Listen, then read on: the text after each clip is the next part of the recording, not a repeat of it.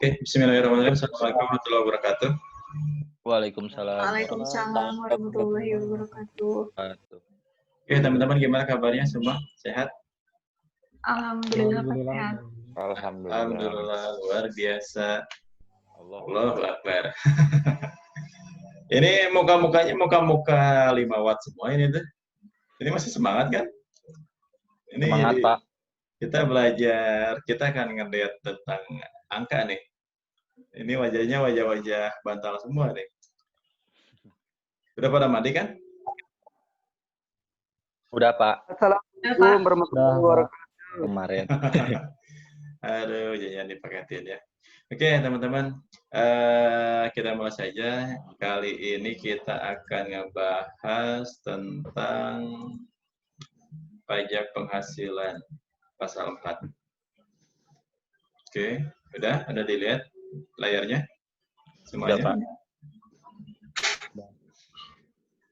Oke.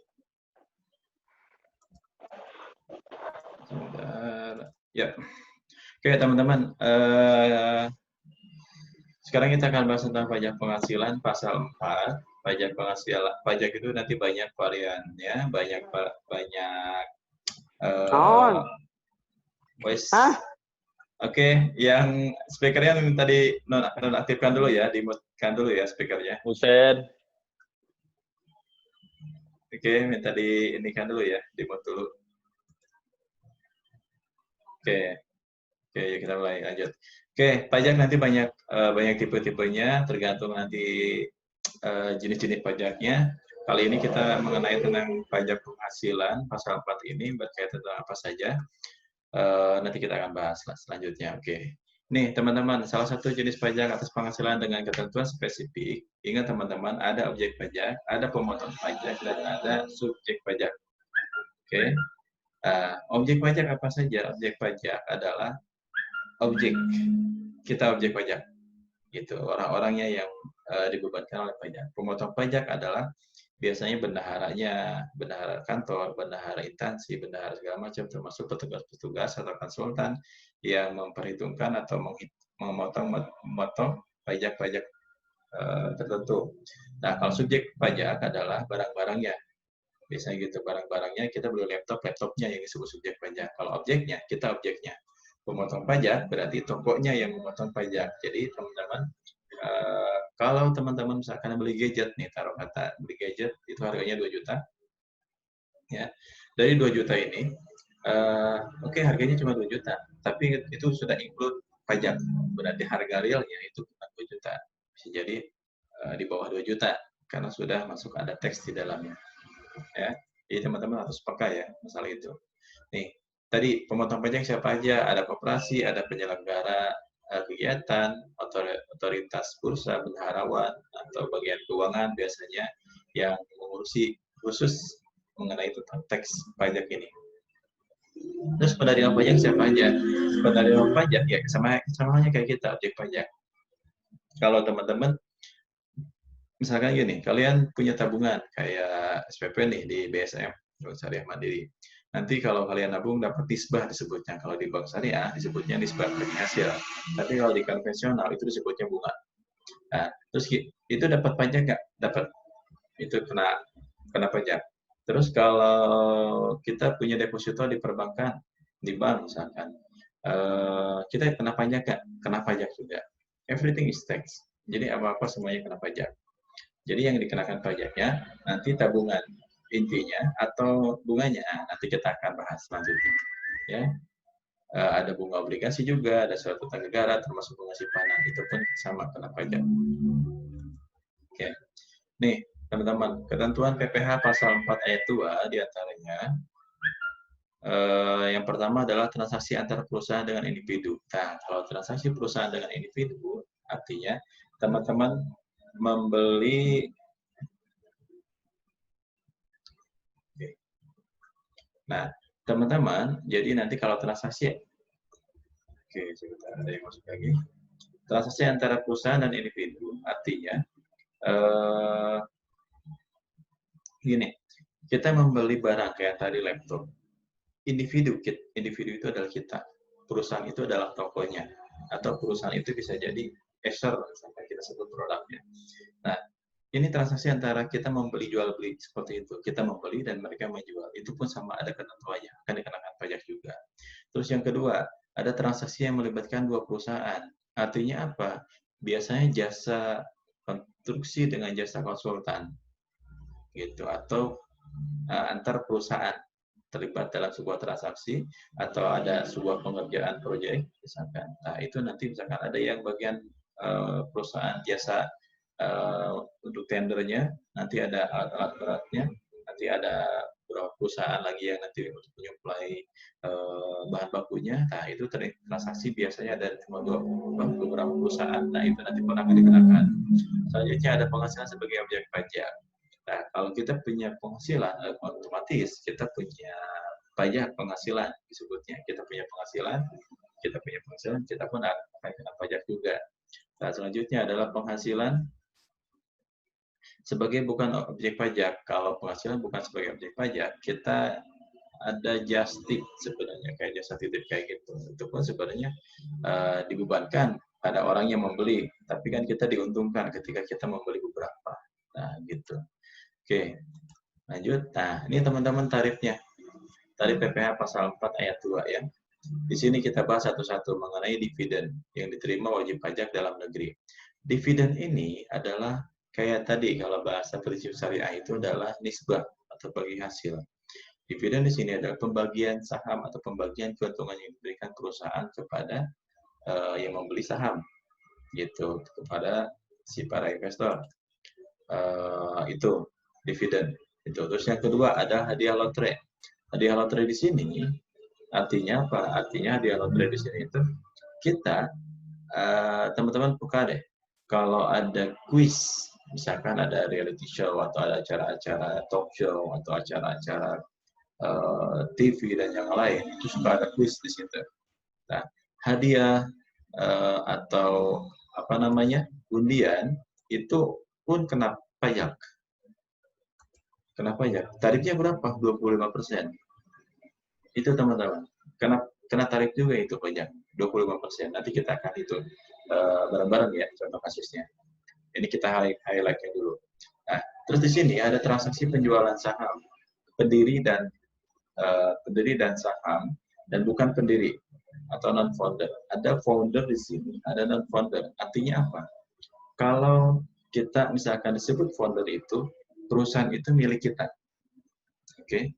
Kalau kita misalkan saya adalah direktur utama, misalkan contoh kita sebutkan ownernya Wika atau misalkan Unilever misalkan. Nah, itu disebut founder.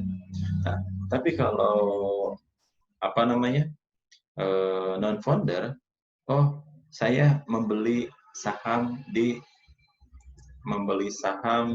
Unilever. Itu kita bukan foundernya, tapi kita membeli sahamnya. Nah, nanti tarifnya berapa? Tarifnya ketika kita punya saham, kita mau jual saham itu kita akan dikenakan tarif 0,5. Nah, kalau kita yang non-founder, kita akan dikenakan tarif 0,1. Nah, ini sesuai Undang-Undang tahun 97. Oke? Nah, ini jasa konstruksi juga tadi saya sebutkan ada 2-6% tergantung segmentasinya. Terus kita sewa atas tanah dan bangunan pun dikenakan pula 10%. Ingat teman-teman, jadi kalau kita punya ruko, punya kios, taruh kata misalkan kita menyewakan ruko tersebut misalkan taruh kata 50 juta per tahun, misalnya contoh. Berarti kita akan dikenakan pajak 10% dari 50 juta. Berapa? Ya, berarti 5 juta. Oke. Gitu. Jadi hampir 5 juta itu kita harus dikenakan bayar pajaknya.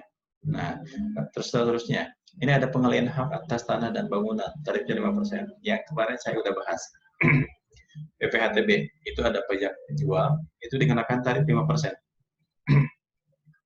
Gitu. Ya, yang BPHTB kemarin ya.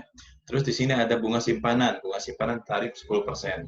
Nah, bunga simpanan di sini adalah kita ada namanya nisbah atau dapat bunga dari simpanan tersebut, itu akan dibebankan tarif sebesar 10%. Bunga simpanan. Tapi lain cerita kalau dengan deposito. Kalau deposito itu dikenakan tarifnya 20%. dari total deposito kita. Contoh misalkan, nah nanti kita harus ke contoh kasus ya. Nih, sebentar saya izin minum dulu.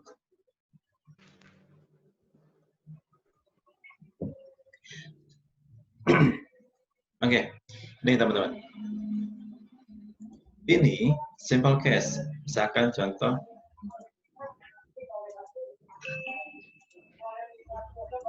oke, ada join lagi. Nih, simple case misalkan Bella menyimpan uang di bank ABC dalam bentuk deposito. Oke, Bella punya deposito di bank ABC sebesar 100 juta. Oke, 100 juta. Dengan tingkat bunga 12% per tahun. Oke, sekali lagi, dengan tingkat bunga 12% per tahun atas deposito tersebut. Bella menerima bunga setiap bulan sebesar 1 juta. Oke, itu yang diketahuinya. Berapa besaran pajak yang harus dibayarkan oleh atau atas bunga deposito Bella tersebut? Oke. Ya, teman-teman yang masih speakernya aktif, tolong di-mute-kan dulu.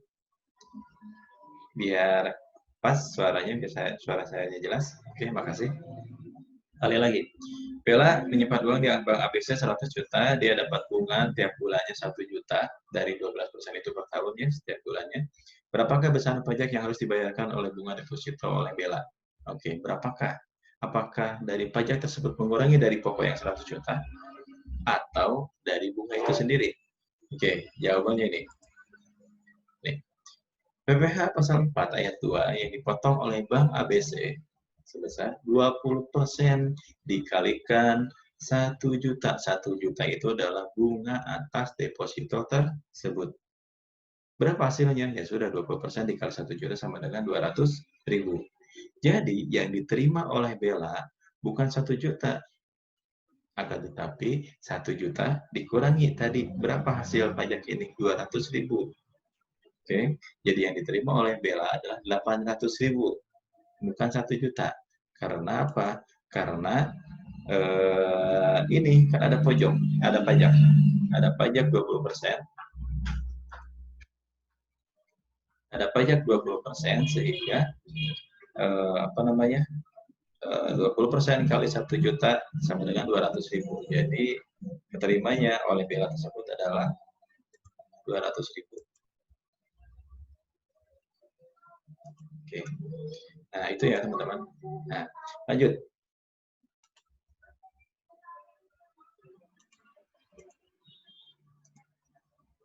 Ini ada sampel case yang kedua. PT OK Indonesia menyelenggarakan penarikan hadiah undian atas kupon-kupon yang telah dikirimkan oleh pelanggannya dengan hadiah senilai 100 juta rupiah.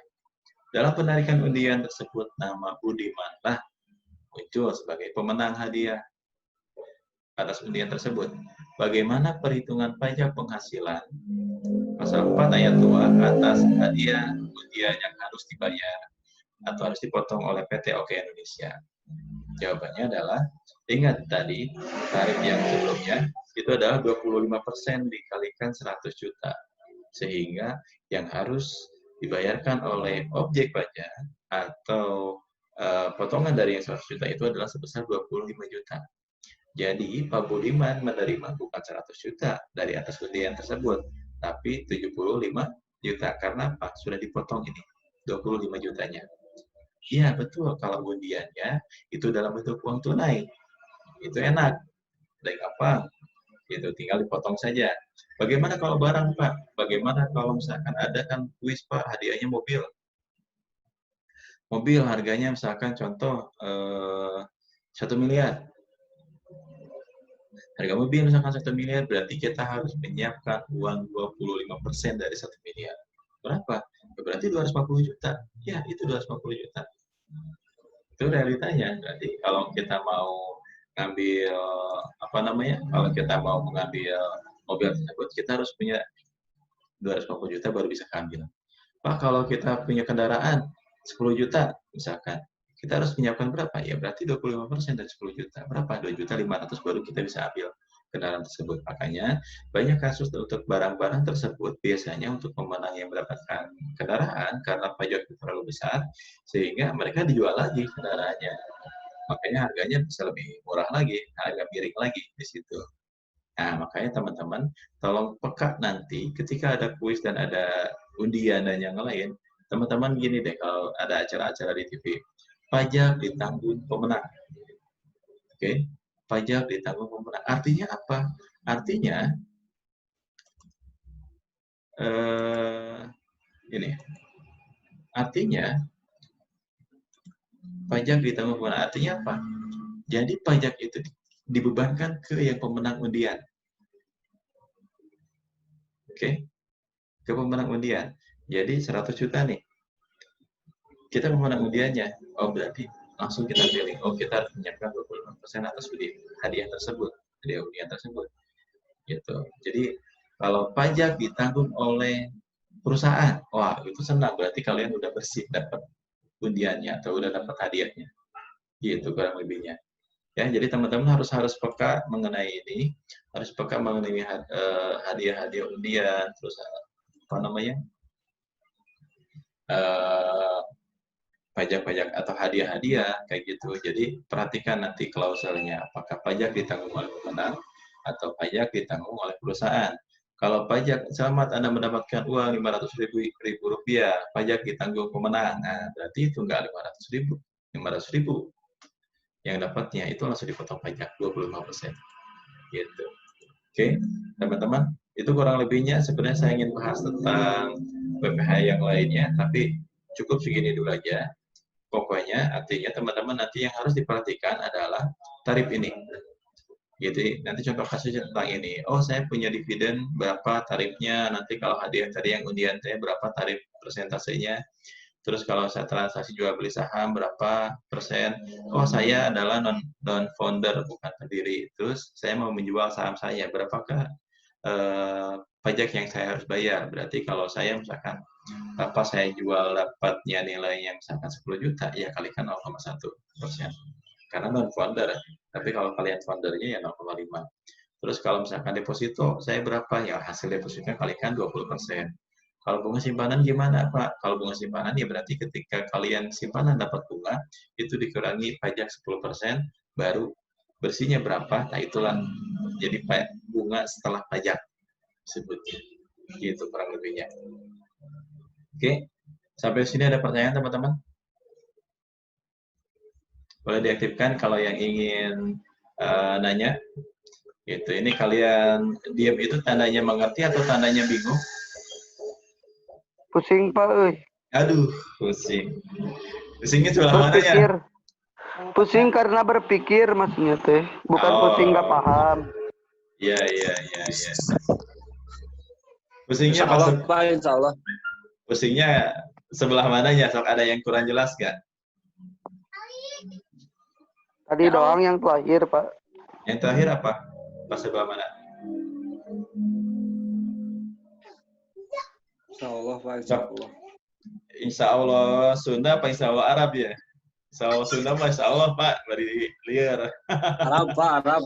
Arab. Pokoknya saya yakin teman-teman kalau perkalian itu gampang sebenarnya, hanya dikalikan saja. Jadi intinya nanti yang dihitungkan itu pengalinya adalah dari hasilnya, bukan dari pokoknya. Intinya gitu teman-teman. Kalau kalian punya deposito, berarti dari hasil bunganya. Atau nisbahnya berapa nominalnya. Tadi 1 juta. Berarti bukan 1 juta yang diterima oleh teman-teman. Tapi harus dipotong dulu sama pajak. Setelah dipotong oleh pajak, baru dipotong setelah pajak, berarti ya kurangi tadi 200.000, berarti yang diterimanya adalah 800.000, kurang lebih gitu. Oke? Ada lagi yang ingin ditanyakan? Baik Pak. Pak, untuk absen gimana? Untuk absen ini saya screenshot, sudah saya screenshotkan. Ini yang ditanya malah absen. Ada yang nanya nggak? Ini tandanya mengerti atau tandanya Pak mau tanya. Arti, Pak. Nanyanya jangan absen atuh. Wah, kalau absen mana? Itu mah tuh. Pak, kan baru masuk nih. PPH itu artinya apa? PPH itu pajak penghasilan, Ujang. Izin Ada aja, yang Pak. lagi? Nah, PPH itu pajak penghasilan. Jadi apapun kalian sudah mendapatkan. Ya kadang-kadang. Izin bertanya, Pak. Ya, itu siapa di belakangnya Siti Novia? Pacarnya. Iya. Bukan, Pak. Kating. Pak Fajar, Pak. Fajar, Pak. Ah, kacau, Pak. Aduh. Fajar mau belajar lagi, Fajar. Oh, Pak, dia mah, Pak. Pak Fajar mau belajar lagi ya. Kan udah, Pak, kemarin kita ketemu, Pak. Aduh. Maaf, Pak. Pak mau tanya, Ya, silakan. ada negara tanpa pajak nggak, Pak? Gimana? Negara tanpa pajak. Kendaraan tanpa pajak. Negara, Pak. Oh, negara. Negara tanpa pajak. Negara tanpa pajak. Ada. Ya, nggak tahu ya. Kalau nggak salah, itu Brunei. Brunei Darussalam. Oh, ya. Itu. Bisa kalian mau minggat ke sana, maka insya Allah nggak ada pajak. Selama kalian tinggal di plus 62, ya welcome to plus 62. Ya, everything is tax. Jadi semuanya pasti kena pajak. Terus, Pak, kalau negara yang nggak ada pajaknya, itu penghasilannya dari mana, Pak? Itu sudah penghasilannya berarti sudah dikatakan makmur. Berarti dari contoh gini deh, kita ambil kata Brunei. Brunei itu udah tambang minyaknya udah istilahnya dari hasil penambangannya itu sudah mencukupi untuk kehidupan operasional negara. Nah, kalau kita, kenapa dikit-dikit pajak? Karena sumber utama penghasilan dari negara itu paling besar adalah pajak. Everything is tax. Gitu. Oh, iya, Kalian Pak. mau beli apapun, mau kegiatan apapun, semuanya kena pajak. Izin bertanya, Pak. Ya, Bener nggak, Pak, sekarang pajak di sepeda dipajakin, Pak? ya. Oke, jangankan sepeda, kamu jadian aja dipajakin. Gitu. Enggak, Pak, yang lagi rame kan, ya. Pak? Iya, Yang lagi iya. rame kan sekarang sepeda nih. Katanya mau dipajakin yang beli sepeda tuh. Gini, teman-teman, apa bukan dipajakin, pajaknya dibebankan ke konsumen. Oh. Ketika kita mau beli sepeda, itu sudah ada di dalamnya pajak. Harga kalian beli berapa, 2 juta, itu udah include di dalamnya pajak, tapi masih ditanggung oleh perusahaan. Oke, masih ditanggung oleh perusahaan. Apapun transaksi jual belinya, itu kena pajak. Contoh gini, kamu kayak kemarin kan, kita bahas tentang PPN. Kita mau belanja, jajan aja di supermarket, itu kena tax PPN itu 10%. Misalkan kita belanja 10.000, yang kita bayarkan bukan 10.000, tapi 11.000, kan ada pajak PPN di situ 10%, 1.000 jadi 11.000. Untuk 10.000 aja kena pajak. Sepeda sekarang kan udah punya nilai nih. Ya. Harganya variatif nih, dari 1 juta hingga puluhan juta kan, bahkan ada seharga Ninja juga kan. Nah, itu udah jelas di dalamnya pasti ada pajak. Gitu. Tipis aja kita di SPBU itu kena pajak sebenarnya. Berarti, Pak, untung yang beli yang bekas berarti. Iya, nggak kena pajak sebenarnya. Pajaknya udah duluan, gitu. Tapi kalau emang ya harusnya sih gitu. Kalau warga negara yang baik itu sebenarnya ada apapun transaksi jual belinya itu pun harusnya dilaporkan pajaknya. Karena gini, ketika kita jual beli sepeda second semua, kita dapat penghasilan dong dari situ. Iya. Ya nggak? Jadi dari sepedanya emang kita nggak dapat pajak, tapi dari ketika kita sudah dapat penghasilan, kita harus melaporkan pajak PPH pasal 21 nanti setelah ini ya. Gitu, nanti bab selanjutnya kita akan bahas tentang pajak penghasilan. Apapun nanti kita dapat penghasilan, baik itu kita dari hasil kerja maupun kita nanti sambil usaha, itu ada pajaknya, pajak penghasilan. Gitu. Jadi ya kena pajak. Everything is tax. Pak mau tambahin pertanyaan dari lu ya yang tadi kan ya Ya. kan pajak sepeda kan kalau di motor tuh ada pajaknya teh jadi 5 tahun sekali. Berarti kalau kata Bapak tadi dibebankan sama konsumen itu teh berarti sepeda mah cuma sekali atau gimana Pak? Iya, sekali aja pada saat beli. Berarti Gitu. bukan pajak kayak motor, mobil gitu ya Pak? Iya, kecuali kamunya inisiatif, saya pengen bayar pajak di tiap tahun kayak motor misalkan. Karena kelebihan duit gitu. Oh, itu keren banget itu. Nanti kamu dapat penghargaan dari negara. Oh, sebagai warga teladan yang perlu dicontoh katanya. Kadang-kadang motor juga telat. Pak izin tanya Pak, izin bertanya. Ya, oke ya, Ri, gimana? Kalau warung makan itu kena pajak nggak? Warung makan seperti apa yang kena pajak gitu? Oke. Di Padang. Semua Tetap kena pajak? Kena pasti itu mah. Udah franchise soalnya. Gini, semua tergantung perda ya, perda masing-masing, peraturan daerah masing-masing. Semua tempat makan, restoran, semuanya akan dikenakan pajak. Tarifnya kalau nggak salah 10%. 10% tarifnya. Semua tempat makan. Semua tempat makan. Betul. Gitu. Kalau yang di kaki lima gimana? Misalkan kayak gitu. Itu kenapa pajak? Yang kaki lima gitu, yang kaki lima. Kalau bentuknya restoran, kalau kafe itu udah jelas, itu ada teks pajak di situ. PPN. Bahkan kalau kafe itu beberapa dia menambahkan yang udah kafenya udah high class ke atas ya, itu ditambahkan dengan tarif servis. Nah, gitu. Restoran berbintang biasanya ada PPN-nya, ada tarif servis juga di situ. Nah, tapi kalau beberapa kafe atau restoran itu pasti langsung dari kode itu kita bisa lihat itu PPN-nya. Pak, kalau yang kaki lima gimana? Kena pajak apa enggak? Sekilas kelihatannya tidak. Sekilas kelihatannya. Padahal realitanya itu ada. Adanya gimana, Pak? Satu, dia tidak secara langsung dibebankan pajaknya. Tapi ingat, ada pajak orang pribadi dan ada pajak badan. Orang pribadi, selama orang pribadi tersebut dia punya penghasilan, itu wajib hukumnya melaporkan pajak setiap tahun. Nah, itu kenanya. Oke, produknya enggak gitu.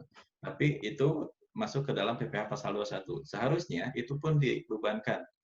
Gitu, dibebankan tarif pajak PPh pasal 21 ini seharusnya. Tapi ya mungkin tingkat kesadaran dari para UKM itu sangat ya mungkin beberapa lah istilahnya. Biasa kan kalau beberapa iuran atau beban-beban itu makan kadang-kadang sok malas gitu. Tapi kalau secara undang-undang itu sebenarnya harus dilaporkan dan ada pajaknya 10%. Tapi kalau dari penghasilan pendapatan itu nggak ada, ya berarti nanti pajak perorangan nanti pribadi itu dibebankan.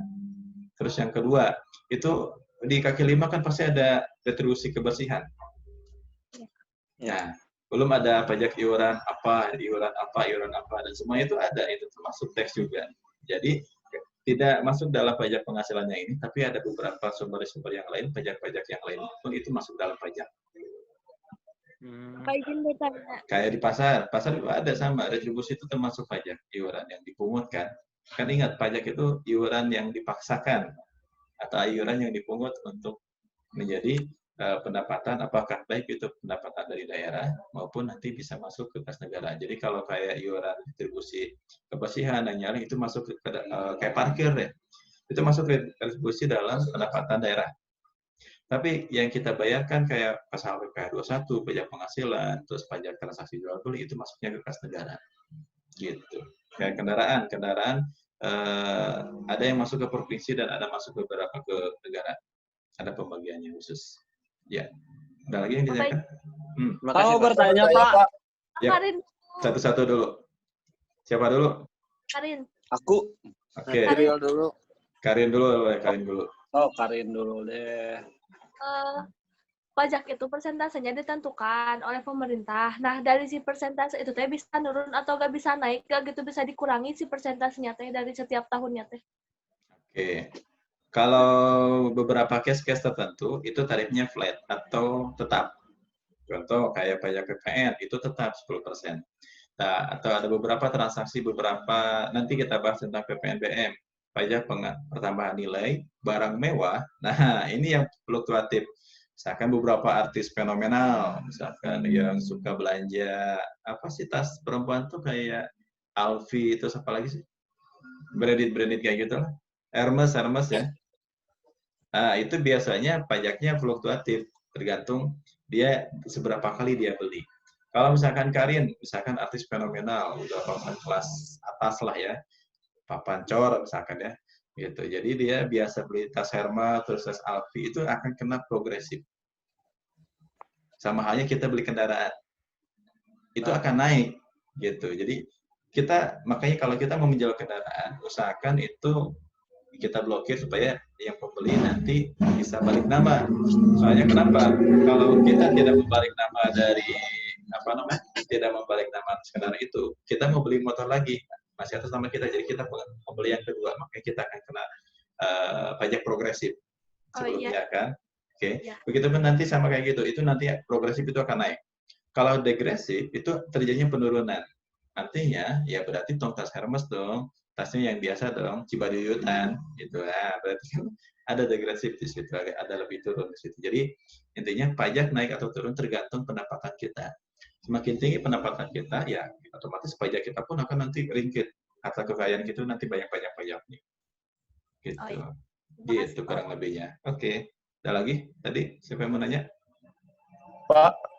Yap. Kalau misalnya tax amnesty itu apa, Pak? Bagus tanya. Kalau di istilah pajak itu ada namanya orang yang berdosa. Orang yang berdosa itu adalah orang-orang atau objek pajak yang tidak membayar pajak. Gitu. Makanya kalau amnesti pajak itu bahasa lainnya artinya pengampunan pajak. Pengampunan. Diampuni tuh dosa-dosa yang tidak membayar pajak. Makanya ada pengurangan di situ tadi kan, degresif. Kalau tadi kan ada progresif itu naik, kalau degresif itu turun. Nah, itu salah satunya amnesti pajak.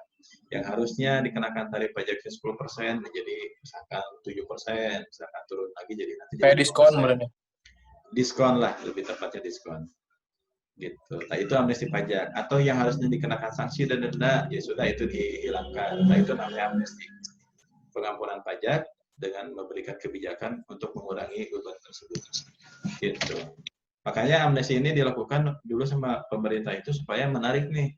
Misalkan siapa yang punya dana di sana, tadi ada Karin, artis punya uang di luar negeri, siapa lagi di sini, Iqbal punya uang di Swiss, misalkan Hari punya uang di Malaysia, nah, supaya nggak kena pajak, nah oke, kita berikan amnesti pajak nih, biar uang-uang tersebut supaya jangan pada di luar, pada di dalam aja.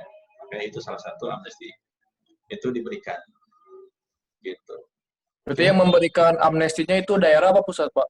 Pusat, kebijakan dari pusat. Tetap obosnya adalah Kemenkeu, Kementerian Keuangan. Di bawahnya Dirjen Pajak, Direktorat Jenderal Pajak. Gitu. Dirjen Pajak, dia akan meminta rekomendasi atau minta persetujuan ke Kemenkeu, Kementerian Keuangan. Dia tetap acuannya dari Kementerian Keuangan. Karena sekali lagi, semua sumber pendapatan paling besar itu adalah dari pajak. Nah, dari hasil pajak tersebut, kita dapat nikmati dari infrastruktur yang kita terima setiap hari, gitu kan.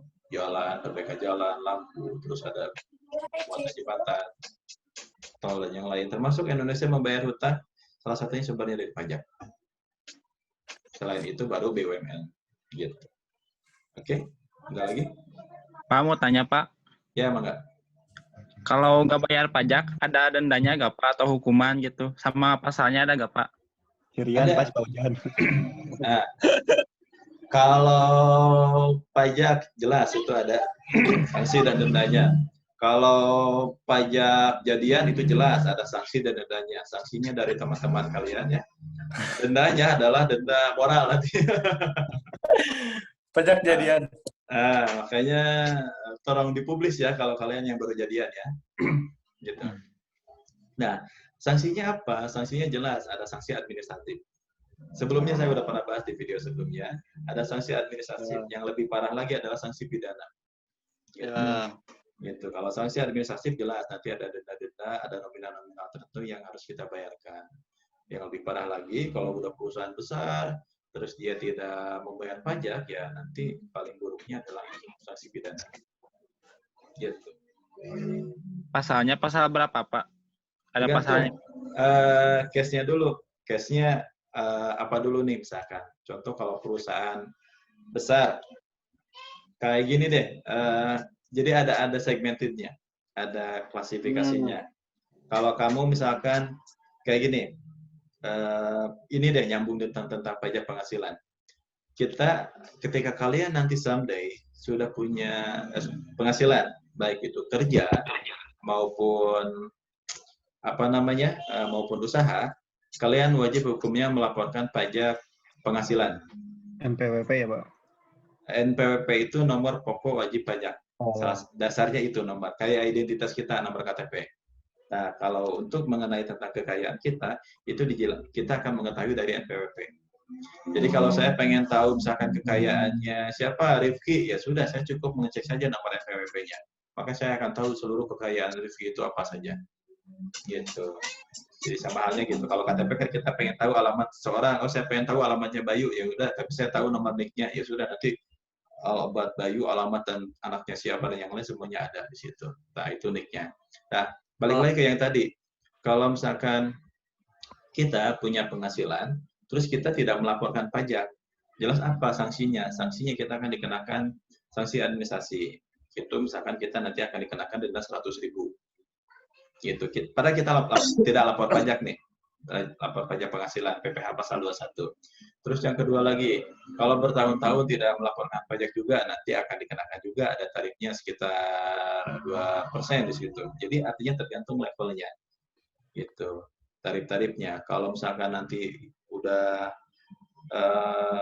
kayak gini, nah itu yang contoh kecil ya, pajak penghasilan. Pak, yang lebih besar gimana? Kalau misalkan gini, perusahaan nih melakukan transaksi jual beli dengan nominal yang besar, tidak menyetorkan pajak, itu bisa terjadi. Paling parahnya disegel itu perusahaan, ditutup perusahaannya.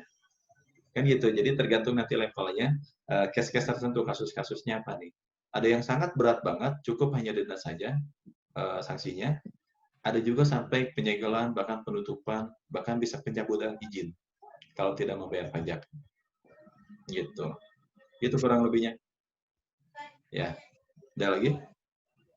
Mau tanya Pak, kalau hadiah dari luar negeri itu gimana? Misalkan kita ikutan hadiah dari luar negeri, kan ada pajaknya, misalkan hadiah pajak dari hadiah di luar negeri sama pajak dari hadiah tersebut yang 25%, itu gimana Pak? Oke, bagus pertanyaannya. Nah, kalau di pajak luar negerinya itu ditanggung perusahaan, enak, berarti sudah bersih kita yang terima. Tapi kalau udah ada pajak dari luar negeri, misalkan, oke, kita dapat hadiah, contoh misalkan dari Amerika, ada tax dari Amerika, oke, itu dikurangi hadiah kayak gitu. Dana tersebut masuk ke Indonesia, berat. Itu otomatis nanti akan masuk, dipertanyakan, ini dana dari mana? Sumbernya dari mana? Oh, kita tahu misalkan dicek sama pajak nih. Dicek sama pajak, oh ini ternyata dari hadiah, baru dibebankan lagi pajak.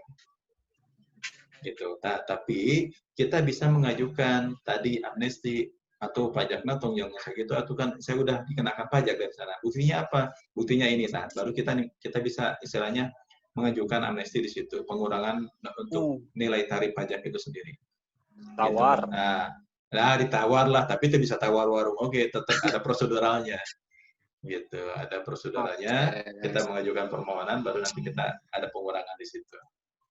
Bisa nah bahasa halusnya bahasa warung nawar lah. Pak, mau bertanya Pak.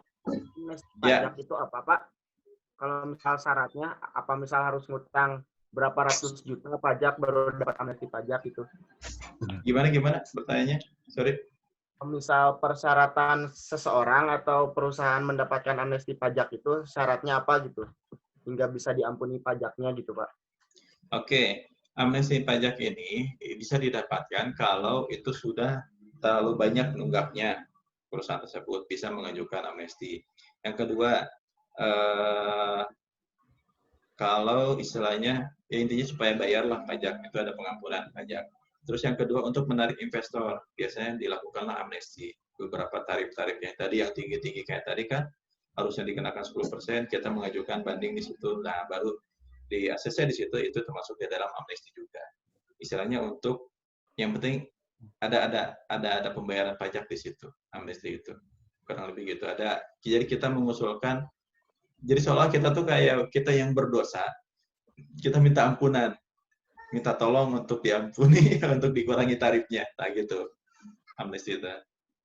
Pengurangan pajak lah istilahnya. Itu ya, Pak. Jelas nggak? Jelas, Pak. Siap. Ya intinya kita pengurangan pajak lah gitu. Baik itu dari tarif maupun dari nominal. Pak mau bertanya. Ya. Untuk pajak itu sendiri, Pak, apakah bisa dihilangkan atau enggak gitu? Kalau bisa, alasannya kenapa? Kalau enggak, gimana? Kan kita nih agama Muslim ya, sedangkan di agama kita itu nggak boleh gitu bayar pajak, dan pajak itu dulunya juga bukan untuk orang Muslim gitu. Nah, gimana tuh, Pak? Oke. Pajak itu bisa dihilangkan kalau Indonesia sudah makmur, sudah kaya, dan sudah sejahtera. Itu baru bisa dihilangkan. Layaknya negara-negara yang sudah maju. Mohon maaf, negara Jepang saja itu ada pajaknya. Jerman tuh ada kalau salah pajaknya. Saya lupa nama negara itu yang tidak ada pajaknya, apa New Zealand, apa ada beberapa negara yang tidak membebankan pajak tersebut. Karena apa? Singapura tuh gede pajaknya, sangat besar. Nah, kenapa tidak dikenakan pajak? Karena negara mereka sudah makmur, maju, dan sudah sejahtera masyarakatnya. Jadi istilahnya negara nggak perlu lagi lah duit dari masyarakat gitu. Cukup dari negara saja, dari negara sudah makmur dan sudah cukup untuk operasional negara semua. Itu yang pertama. Terus yang selanjutnya, Pak tadi pertanyaan bagus. Di dalam apa namanya Islam kan, di dalam Islam tidak ada pajak Pak dulu. Ada namanya sebenarnya, kalau teman-teman nanti ada baca lagi tentang histori sejarah dulu, ada namanya, istilah agamanya itu lupa saya itu, tapi tetap ada pajak di situ atas ada zakat, ada satu lagi tuh di zaman Khalifah. Coba lihat filmnya Umar bin Khattab deh, waktu itu ada Khulafaur Rasyidin, ya, 4 sahabat itu yang sudah mulai menentukan tarif. Kalau bahasa kita sekarang tuh pajak itu adalah pada saat zamannya Umar bin Khattab. Itu ada tarifnya. Itu. Cuma bahasanya itu bukan pajak istilahnya itu. Kalau kita kenal mungkin kalau ada istilah zakat kan, kita kan ada sebagian zakat nih 2,5% atas apa yang kita dapatkan.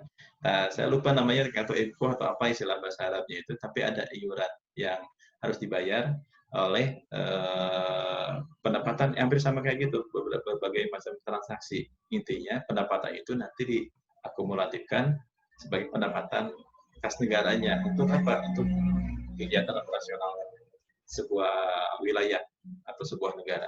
Kurang lebih seperti itu. Itu. Ya, Rifki ya. Coba nanti baca lagi deh historinya, di sejarahnya. Kalau nggak salah ada, tapi saya lupa istilahnya. Saya takut salah di situ, apakah IPKO, apakah iuran itu, apa disebutnya itu. Tapi kalau bahasa sekarang itu pajak sebutnya. Sudah ada kok sebenarnya. Itu pas mulai ditetapkan itu saya ingat pada saat zamannya administratif itu pada zaman Umar bin Khattab. Gitu. Tersusun rapi semua administratif. Gitu. Oke. Gitu.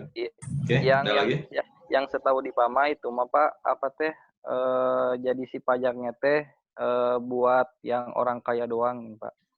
Buat yang punya, kalau yang gak punya mah jadi gak dipajakin gitu. Nggak. Waktu zaman Umar mah kalau gak salah. Gitu. Bagi yang punya penghasilan. Oh iya. Jadi bukan yang kaya dan yang miskin, tapi yang mempunyai penghasilan. Itu yang saya pernah lihat filmnya itu, ketika ada penjual susu pun itu dikenakan tarifnya, ada tarif pajaknya gitu sebutnya itu. Jadi ada kalau yang untuk yang miskin emang tidak dibebankan, justru dia mendapatkan sedekah atau bantuan dari pemerintah Dari hasil mana bantuan tersebutnya? Dari hasil yang tadi, gitu. Daya pajak itu sendiri, gitu, yang dibebankan kepada orang-orang yang mempunyai penghasilan. Jadi kayak ada jual belinya, atau zaman dulu mah ada unta, ada susu unta, kan kayak gitu. Nah, yang mempunyai penghasilan di situ itu baru nanti baru dibebankan. Tapi kalau yang untuk fuqara wal masakin atau fakir miskin itu tidak dibebankan. Tapi ada bantuan justru untuk mereka. Gitu. Itu pun bantuan-bantuan yang kita terima pun itu dari hasil pajak kita sebenarnya yang kita bayarkan. Jadi sebenarnya pahlawan negara itu ya kalian yang membayar pajak. Jadi kalian bisa agul di situ, saya sudah berkontribusi. Jadi kalau ditanya kamu sudah kontribusi apa untuk negara ini? Bayar pajak gitu. Nah, gitu. Bisa agul kan gitu. Jadi kalau ada orang-orang yang ya mohon maaf lah ya yang meragukan kalian sudah berbuat apa untuk negeri ini, ya salah satunya saya sudah membayar pajak, Pak. Gitu. Superhero berarti kita itu semua tuh gitu. Iron Man lah, Iron Man. Ya, makan hiu, makan tomat lah. Oke, ada lagi pertanyaan, teman-teman? Pak, mungkin ini pertanyaannya agak melenceng, tapi Pak, kan kalau pajak kendaraan motor mobil tuh dipakainya buat infrastruktur tuh. Nah, kalau misalnya kapal laut, Pak, itu ada pajaknya nggak, Pak? Terus pajaknya buat apa? Jadi gini, teman-teman. Jadi gini, pajak itu banyak jenisnya, dan kalau mau diakumulatifkan, itu diakumulatifkan semua itu. Dari semua segmentasi, baik itu di darat, laut, udara, semua kena pajak. Laut ada pajaknya, udara pun pesawat terbang ada pajaknya. Kita beli tiket pesawat, itu udah termasuk teks di dalamnya, pajak di dalamnya. Jadi mau kayak Avatar mau udara, api, air, tanah, dan lain itu semuanya kena pajak. Ya, itulah plus 62. Untuk apa? Ya balik lagi ke kas negara, pendapatan negara itu kayak gitu. Dari situ semuanya paling besar itu dari pajak. Emang Indonesia bayar pajak, bayar hutang dari mana? Kan pajak. Nah, negara pajak. Gitu. Gitu kan? Ya, aduh sebenarnya kalau nyambung ke takutnya meleset ke kita masalah politik ya. Tapi balik lagi pokoknya salah satu sumber dari situ itu salah satunya pajak. Gitu. Mau darat, mau laut, mau udara dan yang lain. Pokoknya sumber utama adalah pajak. Gitu, guys. Gitu. Mau kapal laut, ente bayar tiket nih, bayar di kapal laut. Jangan kan kapal laut, kapal selam pun kena pajak sebenarnya pada saat pembelian kayak gitu kan. Gitu. Belum pernah naik dong, Pak. Kalau makanya nanti ini coba ke Palembang, nanti ada pempek, nanti ada kapal selam di situ. Atau cari pempek lah nanti ada kapal selam. Nah. Jadi pengen pempek tuh. Iya, sampai nanti tinggal habak aja lah. Ya. Bak. Oke. Ada lagi pertanyaan, teman-teman? Cukup.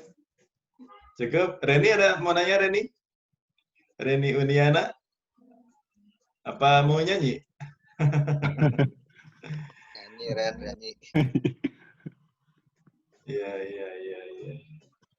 Oke, kurang lebihnya itu ya, teman-teman. Nanti teman-teman tolong tinggal dilihat saja. Poinnya adalah ini. Jadi nanti banyak kasusnya nanti akan mengenai tentang tarif ini. Pokoknya clue-nya adalah teman-teman jangan dari pokoknya dari hitungannya, tapi dari hasilnya. Kayak tadi kita simpanan yang dibebankan tarif 10% ini bukan dari 10% kali simpanan kita, tapi dari bunganya. Bunga simpanannya berapa baru kalikan 10%. Kayak tadi bunga deposito kan. Dapat bunga depositonya 1 juta, berarti yang dibebankan tarifnya 2 kalikan 20%. Kayak tadi kan 20% dapat 1 juta. Nah, pajaknya adalah 200.000. Nah, nanti teman-teman ada pertanyaannya lebih pokok lagi. Berapakah yang diterima oleh Bella? Nah, setiap bulannya. Ingat, yang diterima oleh Bella bukan 200.000, tapi 800.000. Kenapa 800.000? Karena yang 200.000 Karena udah dipotong pajak. Iya, bagus gitu. Karena yang 1 juta sudah dikurangi pajak tadi 200.000. Jadi hasilnya 800.000. Atau nanti pertanyaan berapakah yang diterima bersihnya?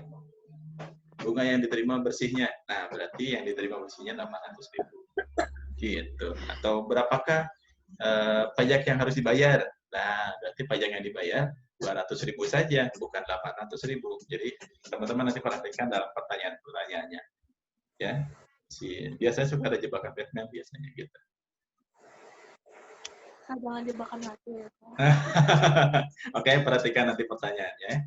Oke, guys, ada lagi pertanyaan? Tidak. Iya, soalnya saya lihat muka-muka kalian udah ngebul semua kayaknya. Gitu. Ya, apalagi ini siang-siang, ini kita sudah ada tentang hitungan. Pokoknya teman-teman gampang banget tentang pajak karena saya yakin kalian kalau udah ya cuma kali dan persentase dan kurangi saja, itu saja sih. Jumlahan saja, pengalian saja. Ya, oke. Oke, kalau tidak ada pertanyaan teman-teman, mungkin saya cukupkan. Nanti untuk tugasnya nanti saya akan upload di Google Classroom, nanti tinggal di kepoin aja ya. Setelah ini nanti saya akan record dulu, nanti saya akan coba upload dan nanti saya akan upload juga di Google Classroom video ini. Jadi nanti teman-teman bisa nge-review lagi. Oke, itu saja. Kalau tidak ada pertanyaan lagi, saya cukupkan. Terima kasih teman-teman atas kehadirannya. Pokoknya nanti kita mix ya. Nanti kita pembelajaran khususnya mata kuliah Bapak nanti ada by video, nanti ada juga tetap muka virtual seperti ini. Supaya nanti kalau ini kan ada interaksinya ya. Gitu. Kalau video kan kayak gitu. Kalau video yang saya udah berikan gimana tanggapannya? Cukup jelas? Jelas, Pak. Alhamdulillah cukup jelas, Pak. Jelas sekali, Pak. Ya, terima kasih, Bapak. Siap, soalnya kalau nggak ada video gitu, nanti kalian pura-pura mikir. Mikir-mikir gitu. Nggak tahu lah.